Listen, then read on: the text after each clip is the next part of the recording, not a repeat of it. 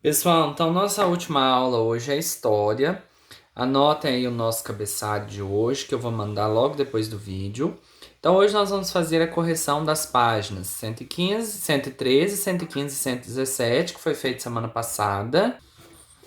E hoje nós vamos fazer as páginas 118, 19, 20, 21, 22 e 23, tá?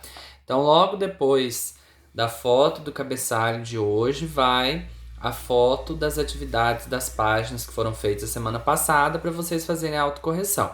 Analisem direitinho se acertaram, se erraram. Se erraram, arrumem aí, tá bom? E quem não me mandou foto, vai me mandando foto, viu, pessoal? Mandem as fotos que estiverem devendo. Então vamos para os nossos conteúdos de hoje na página 118. O crescimento das cidades. No Brasil, o desenvolvimento de atividades agrícolas e de extração foi fundamental para o crescimento de cidades como Manaus e São Paulo.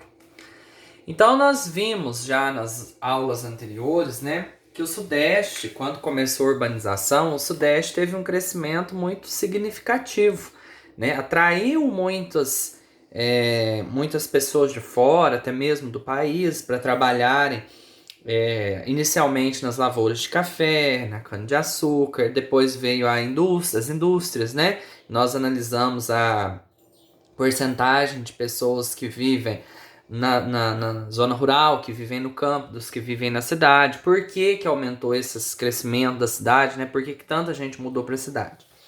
E agora nós vamos ver então o crescimento de duas cidades principais, Manaus e São Paulo, e por que desse crescimento. Manaus e o ciclo da borracha. Há cerca de 150 anos, a extração de látex, um produto da seringueira, atraiu milhares de imigrantes, especialmente estados da região Nordeste, para trabalhar na floresta amazônica. O trabalho consistia na retirada da seiva das seringueiras, que era transformada em borracha, um produto muito procurado e valorizado no mercado mundial para ser utilizado na indústria de automóveis que começava a surgir. O dinheiro da venda da borracha para a Europa e Estados Unidos estimulou o crescimento de Manaus, a capital do Amazonas. A cidade passou por grandes reformas com a construção de avenidas, redes de esgoto e água encanada, a instalação de energia elétrica e a circulação de bondes.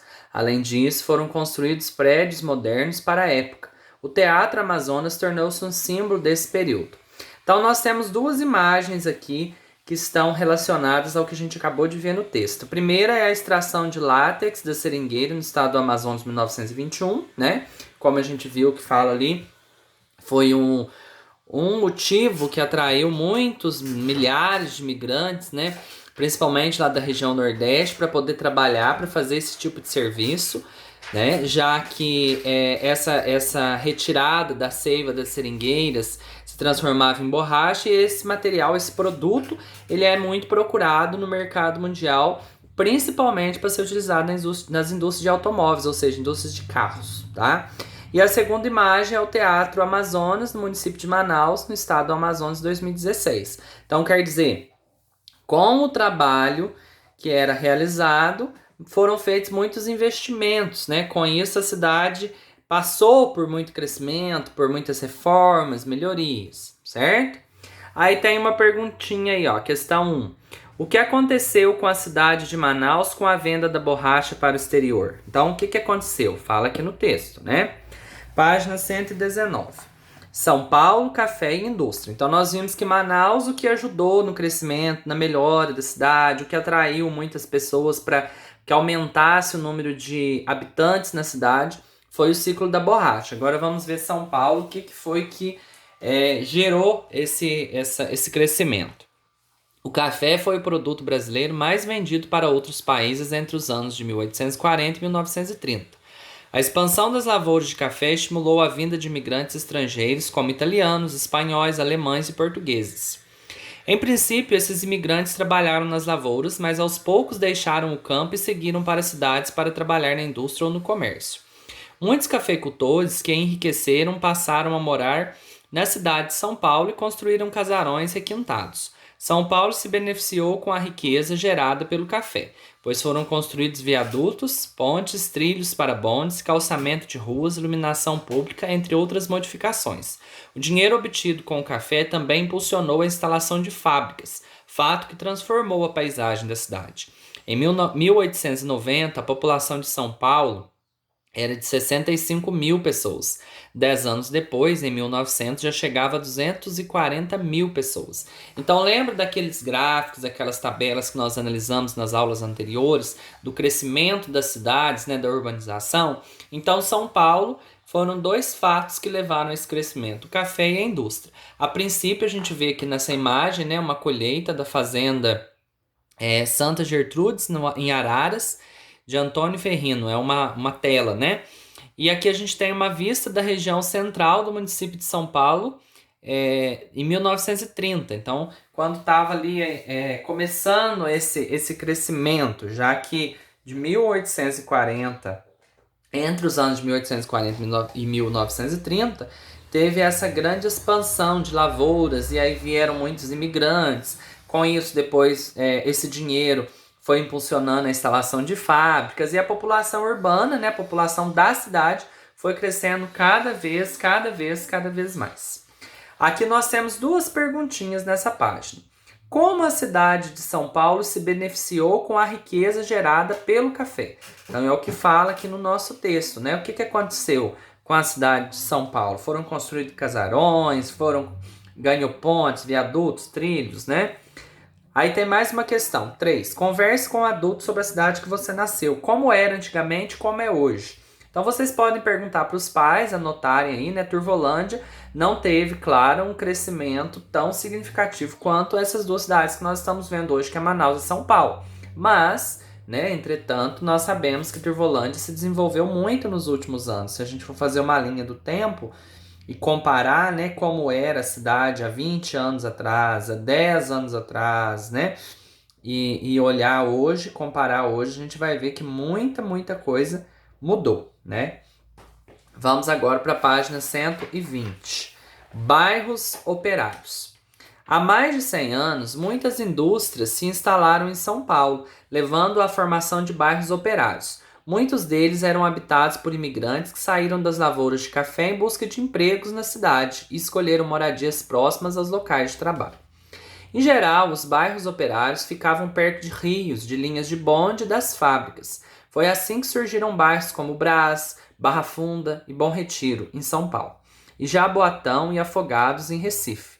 Nesses bairros existiam também os cortiços, construções onde moravam várias famílias juntas. Nós já vimos falar dos cortiços, né? Nas aulas anteriores a gente viu o que são esses cortiços. Várias famílias moravam ali junto, várias pessoas, né?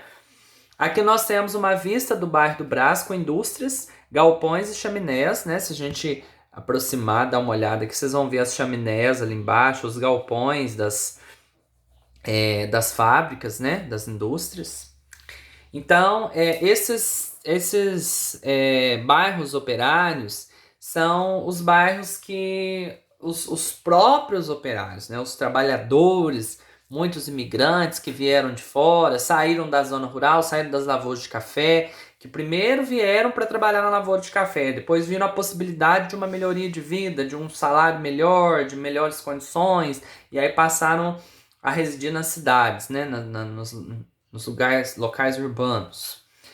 Aí a gente tem uma atividadezinha número 4 para vocês completarem as frases com essas palavrinhas aqui. Bairros operários, café, fábricas, imigrantes, né? Muitos deixaram a lavoura e foram a São Paulo para trabalhar eles moravam né? E aí a gente tem uma ilustraçãozinha aqui. Essa ilustração está mostrando uma ilustração atual representando imigrantes, né, trabalhando em uma fábrica no início dos anos de 1900. Então, como que era naquela época, tá? Vamos agora para a página 121. Vilas operárias. Algumas indústrias construíram vilas de moradias para os operários. Essas vilas eram formadas de casas semelhantes, próximas umas das outras. Para construir as vilas, os donos das indústrias precisavam conseguir a aprovação da prefeitura e obedecer a uma série de exigências, como ter quartos suficientes, sala e cozinha. Nem todos os operários tinham direito a morar nas vilas. Nos bairros operários e nas vilas, a maioria das ruas não tinha calçamento, não havia esgoto ou água tratada e poucas casas recebiam energia elétrica. Então, tinha essas exigências, mas muitas vezes essas exigências não eram cumpridas, né?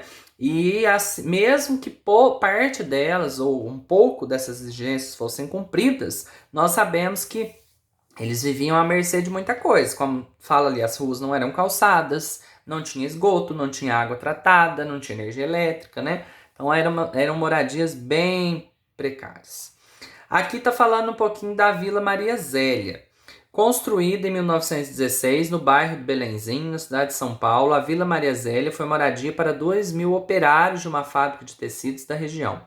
A vila oferecia também creche, comércio e hospital. Aqui nessa imagem nós temos a fachada das casas da Vila Maria Zélia, no município de São Paulo, no estado de São Paulo, nos anos de 1920. Questão 5 agora, pessoal. Assinale um X em verdadeiro ou falso de acordo com as afirmações. Então, de acordo com o que fala aqui nessa questão das vilas operárias, vocês vão marcar se é verdadeiro ou se é falso, né? São duas frases. O dinheiro do café levou a população da cidade de São Paulo a se mudar para o campo, perto das lavouras? B. Os operários moravam em bairros e vilas longe do centro, perto das fábricas? E aí nós temos, por último, né, uma ilustraçãozinha aqui que mostra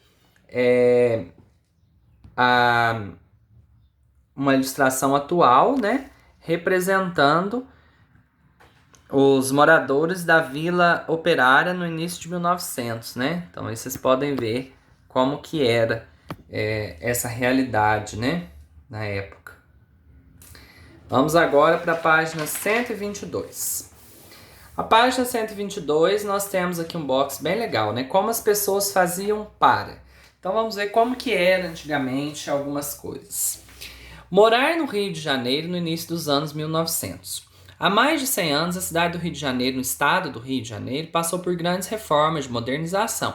E para acabar com surtos de doenças, os investimentos se concentravam nas regiões central e portuária, e a oferta de serviços básicos como saneamento, iluminação e transporte era muito desigual na cidade. Quer dizer, parte tinha, parte não tinha. Parte tinha um pouco, parte tinha muito, parte não tinha nada. Assim que funcionava, né? Bom, aqui nós temos a vista de um cortiço no Rio de Janeiro em 1904. Então observam aí como que eram esses cortiços que a gente comentou. Entre 1890 e 1920, a população da cidade mais que dobrou. A cidade crescia sem planejamento e multiplicavam-se as favelas e os cortiços. A chegada de imigrantes nacionais e estrangeiros que procuravam trabalho agravou a situação, porque eles também precisavam de moradia. Então vejam como que era totalmente sem estrutura, sem espaço suficiente para o número de pessoas que abrigava, né? Aqui nós temos uma imagem do trabalho de pavimentação na Avenida Central, hoje atual Avenida Rio Branco, no Rio de Janeiro. Essa imagem é de 1905. Então eles estavam pavimentando a avenida, né? Em 1903, o prefeito do Rio de Janeiro, Pereira Passos, iniciou uma série de reformas que previam obras de saneamento e a demolição de casarões utilizados como cortiços. O objetivo era adaptar a cidade para inovações como a chegada dos automóveis e da energia elétrica. Então, quando a cidade começava a caminhar, quando a cidade começava a melhorar, a investir mais em questões de infraestrutura, né? Agora aqui nós temos essa primeira que é uma charge contra a vacina obrigatória publicada em Umalho, em 1904. Por falta de informação, as medidas previstas por Oswaldo Cruz geraram revolta na população que não compreendeu a importância da vacinação. Em 1904, aconteceu a revolta da vacina, quando parte da população destruiu bondes, prédios, lojas e foi duramente reprimida pela polícia.